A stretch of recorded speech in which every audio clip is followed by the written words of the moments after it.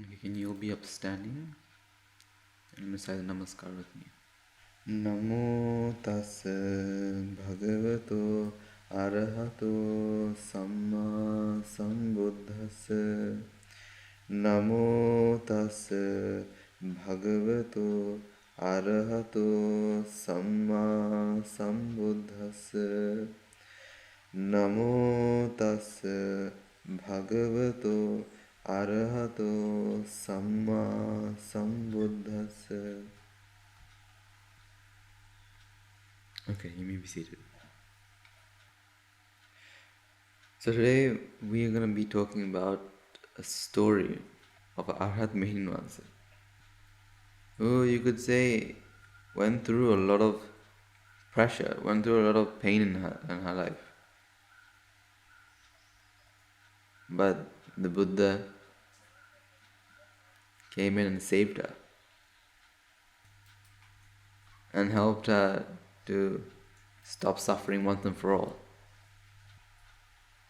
So let's go back to the time of the Buddha. So there was a very rich merchant who had a lot of money, who had a lot of friends, who had a happy life.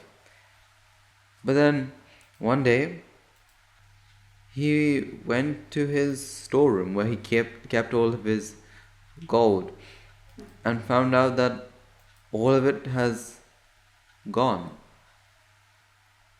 Now he couldn't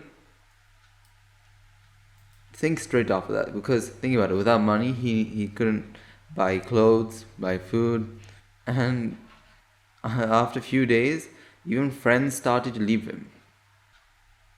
And what's worse, he had a son and a daughter, and both of them are coming of age. They need to be married off. But this rich merchant has lost all of his money, and he won't be able to pay for a dowry for both of them. Now because of this and so many other reasons, he went into a state of, you could say, depression, where he isolated himself from others, didn't want to talk with anyone else, couldn't eat, couldn't sleep well, and he couldn't bear the pain that he's now got no money left. One day, one of the family's good friends, a friend of the father, came to the house and went to the father and told this father, look, dear friend, there's no point of lamenting, there's no point of crying over something that you've lost. How much of this crying will help you gain this money back? How much of this crying will make you happy again? So stop crying. Crying won't solve anything. So let's make a plan so you can get your money back, and or at least stop being sad and be happy again. So let's look at your problems. Okay, so you've got no money. And why don't we look around the house and look for something to sell? So both of them, they went around the house looking, and they found a bag of coal which they used to cook. And so the father of the house went to his friend and said, look, dear friend, all I have is coal. How am I supposed to get back my money? But all I have is just this coal left. And his friend said, well, you've got coal. Why not try selling that? Who will buy coal? Coal is some cheap material. No one's going to buy that. Even if they buy that, how am I supposed to be rich by selling coal? Well, my dear friend, if you don't try, you'll never find out.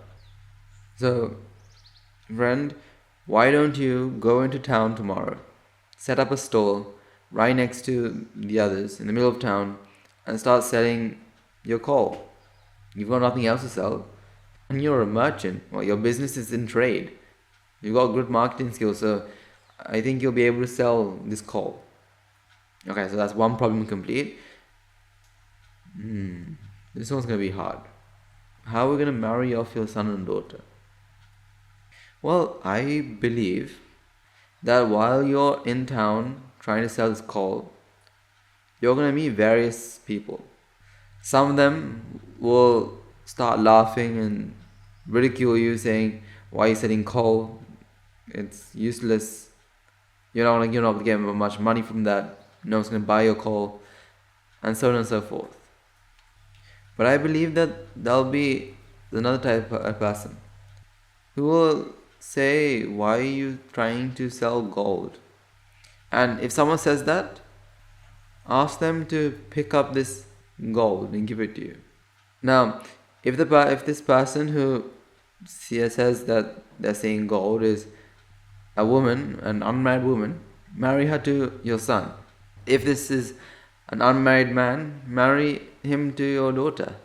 So this merchant has a plan, and with a determination, the next day he sets out in the middle of town, set up a stall right next to the clothes, well, near the clothes and the food and all the other things that are being sold in the middle of town. He sets up a stall and places his bag of coal, and he starts his business. So most people, they come up to the store, look at what this merchant is selling, and sees that he's selling coal. Most of them laugh and say, why are you selling coal?" "Well, sir, this is all I have." "But coal is not going to get you far. You're just wasting your time here." Some people will make fun of him. But through all this, he's determined to sell his coal, to get back the money that he's lost. But every now and then, he looks around to check if this person who can see this so-called gold. So in the evening, a young woman comes by the store and asks, "Dear sir, why are you selling gold?" "What do you mean, why am I selling gold?" "Well, dear sir, are you sick of this gold?" "Well, pick up this gold and show me." The moment this young woman, picks up the coal turned into gold. So the merchant asked, "Madam, what is your name?" "Sir, my name is Gothami, but my friends call me Kisa Gothami." "Are you married?" No, I am looking for a husband, but no one seems to want me." Well, Kisa Gothami, I have a son who I would like you to marry. And so Kisa Gothami was overjoyed, because Kisa Gothami wasn't, in those times, you were called beautiful, because his friends called her Kisa Gothami, right?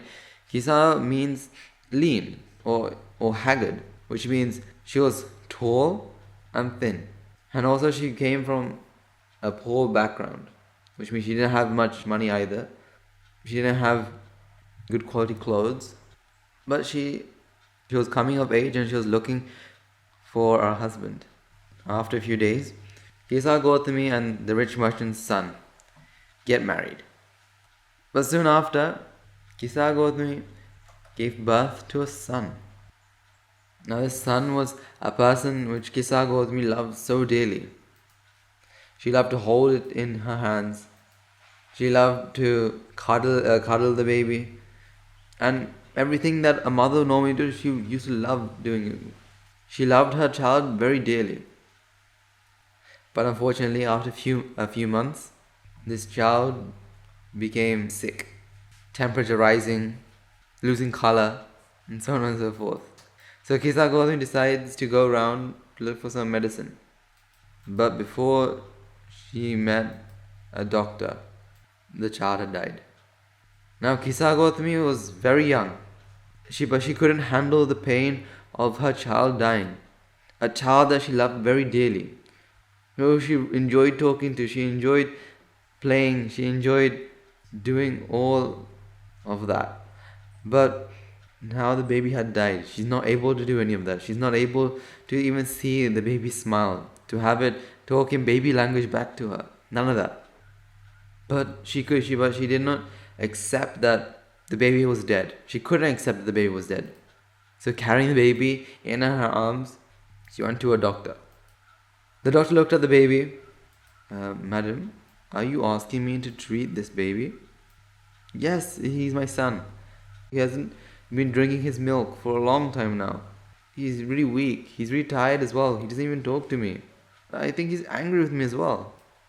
He doesn't even look in my direction. He won't tell me what I did wrong. See, doctor, please, can you give me some medicine to help him? Madam, the child's dead. You don't see it's lost its color. That's what I'm telling you. Doctor, the child has not eaten in hours. Please, can you give some medicine to make him better? Madam, the child's dead. It looks like it died hours ago. I can't give him medicine. There is no medicine to cure the dead. Well, if you can't do it, I'm gonna look for someone else. And she goes, leaves the doctor, going to the next person she meets, trying to look for the medicine. She'll knock onto doors and ask, "Dear sir or dear madam, do you have any medicine for my son? He's extremely ill. He won't talk to me. He doesn't even smile. I think he's angry with me because I wasn't able to help him when he was ill, when he had a headache or when he was in pain. I wasn't able to help him, so I think he's angry with me. So do you have any medicine, please?" But all of them kept saying, "No, we can't help you. He's dead anyway." But each and every time she didn't accept that her child was dead, she would go on, the next person to the next person, try and look for the medicine. Every now and then she'll go look at a baby and go like, "Dear child, please talk to me. I'm not angry with you. I'm sorry if I've done anything wrong. Please, forgive me." And as time goes by, this baby becomes colder. Every time the corpse became colder, she would try to feed it, saying, "Please, child, please drink some milk, just a bit. It'll make you feel better. I promise. Just drink a bit." Trying to feed the baby. And as the corpse starts to change color, she would wrap the baby in warm clothing because she thinks it's cold. She thinks it's shivering. And as the corpse starts to give off bad odor, she would go to the nearest lake, go to the nearest pond or river, and would bathe the child, being extremely careful not to get water in its mouth or in its nose. Kisa Gothami had a black veil over her eyes, and she was unable to see it, unable to accept that her son was dead. Soon after, people used to make fun of her, used to call her names. Whenever she asked them for medicine, they may slam the door in her face. But each and every time, no matter what anyone did, she would go from door to door with the baby either on her hips or the baby in her arms, carrying a corpse. So, after some time, she met a man. This man saw Kisa Gothami and felt very sympathetic towards her. Knowing that she couldn't come over the grief that her son has died, went up to Kisa Gothami and said, "Madam, what is it that you want?" So Kisa Gothami says, "Sir, I need some medicine for my child. See, it's very sick. Please, can you please help me?" So this kind man replies, "I'm sorry, I don't have any medicine. But I do know of a doctor that can cure any illness, any problem. Have you met him before?" "No, I haven't." Please, can you tell me where he is? Is it far? Because if it's far, I'll go, I'll take the distance. I'll walk the way there." No, it's not that far. There's a bit of distance, but you'll be able to walk it. See, in Jetavanaram monastery, there lives a doctor, a great doctor. He'll be able to cure your child for you. So Kisa Gothami, after thanking the man, puts a child onto a hip and starts to make her way to the monastery. Like the man said, the journey wasn't too far, but there was a distance that she had to make to get there. When she went into the monastery, she found the doctor. The doctor was preaching to a group of people. So she decides to walk to the doctor and worships the doctor and asks, "Oh, Venerable Sir, you see, I have a big problem. My son is very ill. He hasn't drunk milk in a long time. He's cold. He's changing color. Please, doctor. Please, Venerable Sir. Can you please help him?" See, I think it's even angry with me. It's not talking with me. All I want to do is see his laughter, to see him smile, to hear his baby sounds. Now, Buddha, through his divine eye, sees that Kisa Gothami is able to understand the Dharma, but right now, in the current moment, her mind is covered in a thick fog, which the Dharma couldn't even penetrate. So the Buddha says, "Kisa Gothami, I can cure your child for you." "What? Really? Oh, Venerable Sir, what do you need? How much is it for the medicine?" "Oh, Kisa Gothami, this medicine doesn't cost much, but it's something that only you can prepare.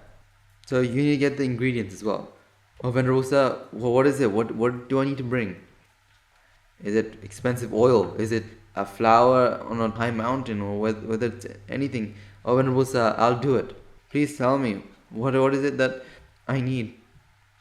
"Okay, Sagotami, it's not that hard. All I need is a couple of mustard seeds." Everyone who was listening was astonished that the Buddha was going to cure a dead child with a couple of mustard seeds. So Kisa Gautami asked, "Oh, Venerable Sir, is there some special type that you need?" "No, Kisa Gautami, I just need the normal mustard seeds. I just need a couple." "Wait, when you mean couple, do you need like sackfuls or jarfuls?" "No, Kisa Gautami, just a couple." But there's one condition. You have to take these mustard seeds from a home where no one has died. So Kisa Gautami, overjoyed that all she needs is a couple of mustard seeds, jumps up, worships the Buddha, and makes a journey with her child to the first house she sees. It's only mustard seeds. Anyone who has a kitchen has mustard seeds. So she goes to the first house she meets and knocks on the door. You can imagine that a woman opened it and was surprised that she was holding a dead baby and probably tried to get rid of her. But when Kisa Gautami asked for mustard seeds, you can imagine that the owner of the house was surprised and was like, "Mustard seeds? Yes, all I want is a couple of mustard seeds." And you can imagine that the householder went in the kitchen and comes back with a jar full of mustard seeds. "Here, you can take the lot. I've got some more." "Oh no, that's fine. I only need a couple." You can imagine just seeing the mustard seeds. Happiness that Kisa Gautami is going through. That she's now got the medicine for her child. She'll be able to hear the baby talk again. And so you can imagine that she took a handful. And just before she left, you can imagine that Kisa Gautami asking the householder, "Oh, there's one thing. Has anyone died in this house before?" "Oh, yes, of course. My husband died about a month ago." Now Kisa Gautami, devastated, goes and gives his mustard seeds back and says, "I'm sorry, I can't accept them." You can imagine that she still has got the determination, so she goes to the next house. Again, rapidly knocks on the door and, "I'm sorry, sir," or "I'm sorry, madam, but do you have some mustard seeds?" And again, they say, "Yes, we've got mustard seeds. How much do you want?" "Just a couple." You can imagine the first few houses, each and every time she receives the mustard seed, takes it in her hand, and then she asks if anyone has died. And of course, in the second house, there was obviously a person who had died in that house. So the man or woman who answered the door probably said, "I'm sorry, but my grandparents, they died like 6 months ago." So again, Kisa Gautami makes her way to the next door. Slowly, Kisa Gautami goes door to door. Every single time she's disappointed that someone had died. whether it's a mother, whether it's a father, whether it's a husband, whether it's a wife, whether it's a relative, whether it's a son or it's a daughter. In each and every household, someone had died. So each time she knocked on the door, each time she tries to look for these mustard seed, she slowly comes into realization that it's not possible. Everyone is prone to death. Everyone will end in death. Whether it's a mother, whether it's a father, whether it's a husband, whether it's a wife, whether it's children, whether it's relatives, they'll all die. Soon her mind was free from the madness. She was able to regain her sanity again. She was sane. And not only sane, she was able to soften her mind, ready to take the seeds of the Dharma. So by the end of the day, she finally realized that this was not possible. I will not be able to find mustard seeds from a household that no one had died. So she decides to take her baby. She goes to the nearest cemetery. She digs a small hole, places her child in. You can imagine that she went and plucked some flowers and laid it with the baby, said her goodbyes, and left, making her journey back to the doctor who was going to help her baby. So slowly she makes her way back to the Buddha. As the Buddha sees Kisa Gothami, he asks, Kisa Gothami, did you find any mustard seeds to start making the medicine? Kisa Gothami replies, Venerable Sir, I'm done. I'm done with mustard seeds. You can imagine tears rolling off her eyes. There's no point of looking for mustard seeds. Please, Venerable Sir, I'm lost. Please, give me a refuge. So the Buddha preaches the Dharma to give her refuge. To give her refuge in the Noble Triple Gem. So he recites a Dhammapada Gatha. He recites, Tam Putta Pasu Sammattang Vyasatta Muna Sannaram Suttang Gamang Mahagova Machu Adaya Gachati. Which means the man who donates on his children and herds of cattle, so of things, whose mind longs for and is attached to sensual pleasures, is carried away by death, even as a sleeping village is swept away by a great flood. Now, the moment the Buddha preaches the Dharma, Kisa Gothami attains the first sainthood, Sotapanna. And at that moment, she asks the Buddha, Venerable Sir, please can I be ordained? And so the Buddha told her to go to the nunnery. So when she did, she went there and got ordained and went into higher ordination as well to become a bhikshuni. So Kisa Gothami, after burying her child, after listening to the Dharma, she now is a bhikshuni, a nun, who is now a disciple of the Buddha. So she now strives really hard. Like she strove to find medicine for her baby, she now strives harder than ever to purify her mind and remove it from all mental defilements. She was a very hard-working bhikshuni, and she fulfilled all of her religious duties and was a role model to others. So bhikshuni Kisa Gothami, one day, she had lit some oil lamps, and having lit them, she decides to sit near them. And as she sat near them, she realized that these flames are like living beings. Some of them flare up while others they flicker out. But it's only when they reached Nibbana are they fully extinguished. So the Buddha, seeing this through his divine eyes, that Kisa Gothami is now very close to reaching her goal, he projected a radiant image of himself and instructed her, and he also preached another Dhammapada Gatha. Yocha vassa satanjive appasam amatam padam ekam jivitan seyo passato amatam padam, which means though one should live 100 years without perceiving the deathless state, it is better indeed is a single day of one who perceives the deathless state. So he almost gives the cure for death. And so, after contemplating on what the Buddha said, Kisa Gotham became an Arhat Mihinwase. She found the cure for death. She found a way that now her child or anything could no longer affect her mind. She can live happily. She understood that noble friendship or associating noble people is very important. In the Theri Gathas, she praises noble friendship or associating noble people. She was a person who was a role model to many people. And she, in Kisa Gothami's Theri Gatha, she describes knowing a person who had a child on her way home, but then found her husband dead.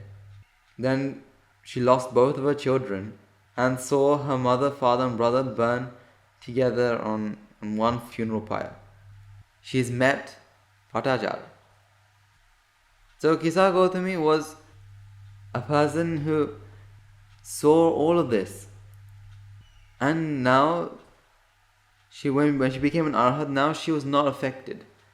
Now, no matter how many sons had died, she was no longer affected by this. Like once even Mara came to the Bhikshuni Kisa Gothami and tried to tempt her. So Mara asked, "Why aren't you sad that your son died? Are you alone? Are you alone crying? Why are you in the forest alone? Are you looking for another man?" Oh, the Bhikshuni Kisa Gothami tells Mara, "I'm sorry, Mara, I'm well past the death of my son, and I'm no longer in need of men. I'm no longer in sorrow, I'm no longer going to weep. I have no need to weep, nor do I fear you, friend." Now, she had changed from a person who you could imagine was in a lot of stress beforehand, because she was named Kisa Gothami because she was lean and haggard. You can imagine that her childhood wasn't a very nice one. Imagine being called lean. So you can imagine her childhood wasn't a very nice one.